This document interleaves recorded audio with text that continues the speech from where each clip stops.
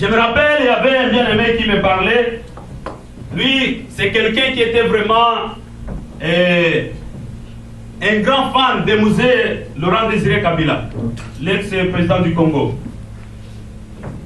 Il me dira qu'il était sur l'autoroute quand il a appris par la radio de la mort de musée Laurent Désiré Kabila. Il m'a dit que subitement il a perdu le contrôle de sa voiture. C'était un choc pour lui. Il était sur le point de commettre un accident. Pourquoi? Parce que pour lui, c'est quelqu'un qu'il portait tellement à cœur, et quand la mauvaise nouvelle arrive au sujet de cette personne, ça le brise complètement les membres. La même chose nous arrive quand on nous annonce la mort d'un proche. Il y en a qui ne peuvent pas tenir l'émotion. Il y en a qui vont jusqu'à faire les besoins dans leurs habits. Pourquoi? Parce que ça touche, ça choque, ça brise. Et on ne peut plus se tenir debout. C'est ainsi que Néhémie, comme il portait le bien-être de sa ville et de son peuple dans son cœur, il voulait vraiment que la ville de Dieu, la maison de Dieu, le peuple de Dieu vivent dans les bonnes conditions. Quand il a appris la mauvaise nouvelle, il a été complètement brisé. Il ne pouvait plus se tenir debout. Il s'est assis. Et la Bible déclare qu'il a commencé à pleurer. Il a pleuré. Il a pleuré. Bien-aimé dans le Seigneur, exprimer une émotion est une chose.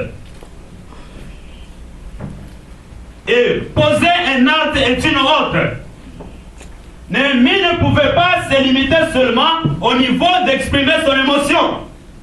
Il ne pouvait pas seulement rester assis et en train de pleurer.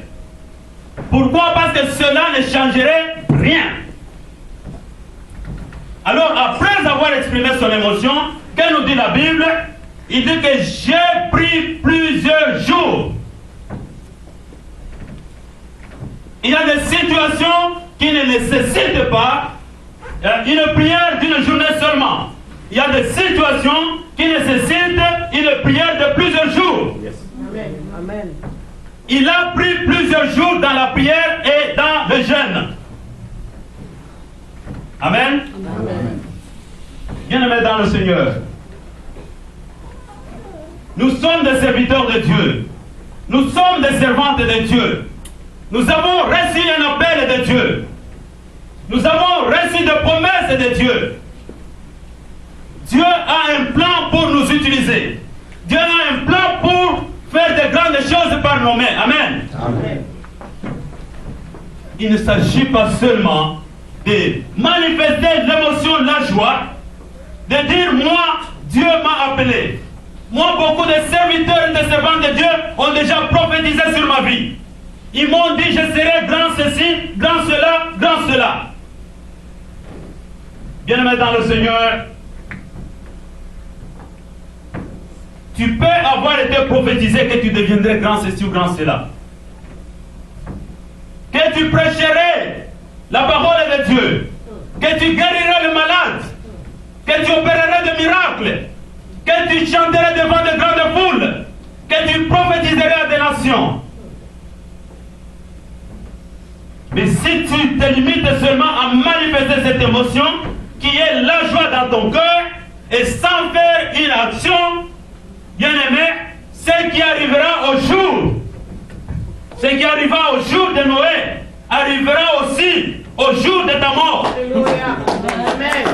Parce que le jour que tu mourras, tu ajouteras seulement un nom de plus à la liste de ceux-là qui sont déjà morts, avec leurs idées, avec leurs talents, avec leur potentiel, mais sans avoir rien fait avec. Amen. Manifester une émotion est une chose. Faire une action en est une autre. Nous avons bien sûr été appelés. Nous avons bien sûr été prophétisés dessus. Mais si on ne fait rien de tout cela, bien aimé, on ne pourra rien changer et rien ne pourra jamais arriver. Alléluia. Le peuple d'Israël était en esclavage en Égypte.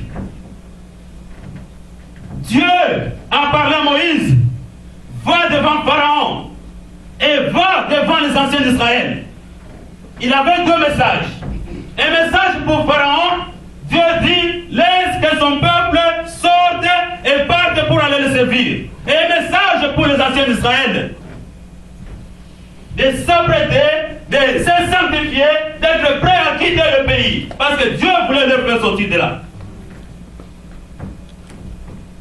Et là où Dieu voulait les mener, c'était la terre promise, un pays où coulait le lait et le miel, le lieu de leur héritage. Pour que ce peuple puisse profiter, puisse hériter, prendre leur héritage, il fallait qu'ils sortent de là où ils étaient. Et plus ils avançaient dans leur marche, plus ils s'approchaient de leur héritage. Si le peuple d'Israël était resté en Égypte,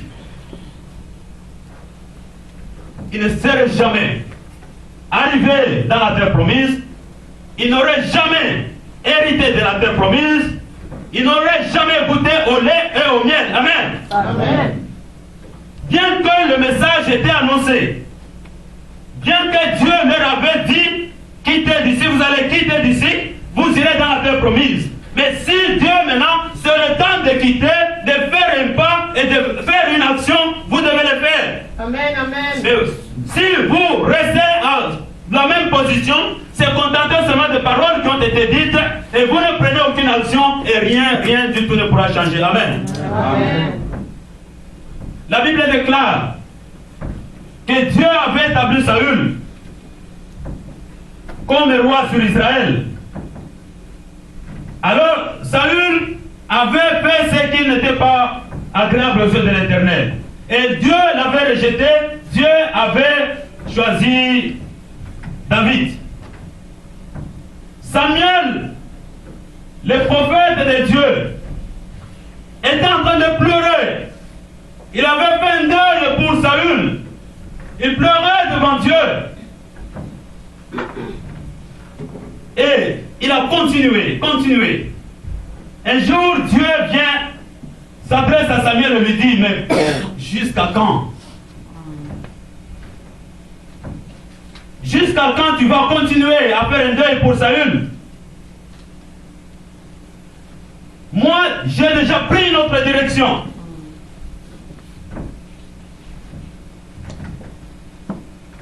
En anglais, ça sent bien. I've moved.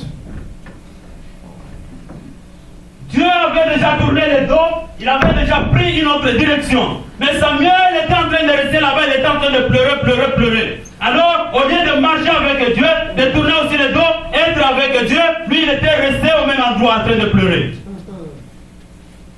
Dieu va lui dire, tu ne vas rien changer. Amen. Viens avec moi dans ma direction. C'est alors que les choses peuvent changer. Amen. Amen. Alors, bien-aimés dans le Seigneur, nous devons savoir quand il est temps d'agir. Et non pas de se contenter seulement de la parole de promesse. Nous voyons que Néhémie,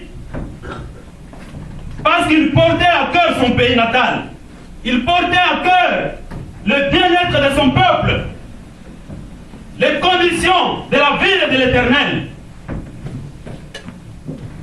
Il sentait qu'il voulait, qu'il devait faire quelque chose. Il a ressenti en lui cette responsabilité. Malgré les initiatives qu'il pouvait prendre, malgré ses talents, malgré son potentiel, il ne pouvait rien faire et avoir de succès si Dieu n'était pas avec lui. C'est pourquoi la première chose qu'il va faire, après avoir manifesté son émotion, il se met en prière. Et dans le jeûne, pendant plusieurs jours, en train de chercher Dieu,